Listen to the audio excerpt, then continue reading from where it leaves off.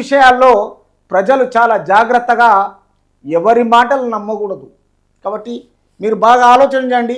2 లక్షల రుణమాఫీ చేసేట బాధ్యత మాదే అని చెప్తున్నారు.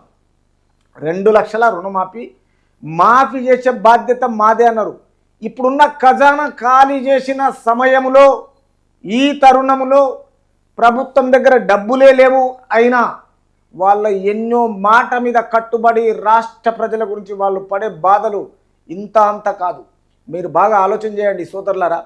తెలంగాణ రాష్ట్ర ప్రజలందరికీ నేను మీతో మనవి చేయడం ఏంటంటే, అక్కడ ఉన్న ఖజానా లేకుండా మేనిఫెస్టోను వాగ్దానాలు చేసిన కాంగ్రెస్, ఈరోజు బీఆర్ఎస్ ఖజానా ఖాళీ చేసిపోయిన తర్వాత మరి వాళ్ళు వస్తే ఏ విధంగా ఇస్తుండే అంటే, ఇంకా మన తెలంగాణ రాష్ట్ర భూములను నమ్మి మనకి ఇంకా అప్పులు చేసి ఇప్పటికే 6 లక్షల దగ్గర 7 లక్షలు 8 లక్షల అప్పులు చేసి ఇంకా మన మీద భారం పెట్టిన ఈ బీఆర్ఎస్ ప్రభుత్వం కాంగ్రెస్ ప్రభుత్వాన్ని ఇప్పటికీ అధికారం ఉన్నట్లు విమర్శ వస్తూనే ఉన్నది.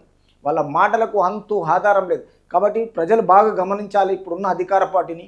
అప్పటి రోజులు లేవు, అప్పటి 50 సంవత్సరాలు లేదు, అప్పటి పాపులారిటీ లేదు, అప్పటి బిల్లు లేదు.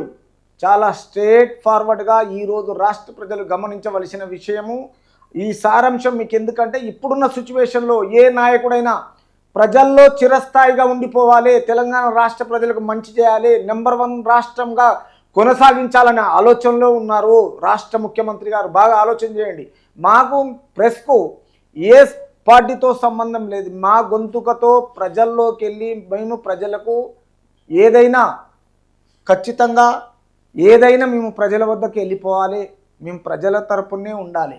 కాబట్టి ఈ విషయంలో కాంగ్రెస్ పార్టీ ప్రజలు ఈ విధంగా అడుగుతున్నారు, వాళ్ళకు అనుకూలంగా ఉన్నది అని ప్రజలు చాలా సంతోషంగా ఉన్నారు. అయినా బుధవారం నారాయణపేట జిల్లా కోస్గిలో నారాయణపేట కొడంగల్ ఎత్తిపోతల పథకము 4369 కోట్ల వ్యయంతో చేపట్టనున్న పలు అభివృద్ధి పనులకు మంత్రులతో కలిసి సీఎం శంకుస్థాపన చేశారు. ఇప్పటికే ఈడ కొన్ని పుట్టగొడుగు ఛానల్ ఏం చేస్తున్నాయంటే, రేవంత్ రెడ్డి తెలంగాణ రాష్ట్రం మొట్టమొదలుపెట్టి కోసి కొడంగల్ ఏరియాలో తనకు 4369 కోట్లతో తన కాన్స్టిట్యున్సీ అంటే నియోజకవర్గంలో డెవలప్ చేసుకున్నానన్నారు. మరి బీఆర్ఎస్ ప్రభుత్వం ఉన్నప్పుడు సిరిసిల్లలో చేసుకోలేదా?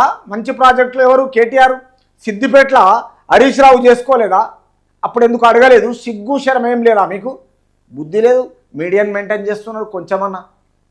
ఏదైనా పర్వాలేదు, ఇంట్లో గెలిచి రచ్చ గెలిచి ఇంట్లో గెలవాలంటున్నారు.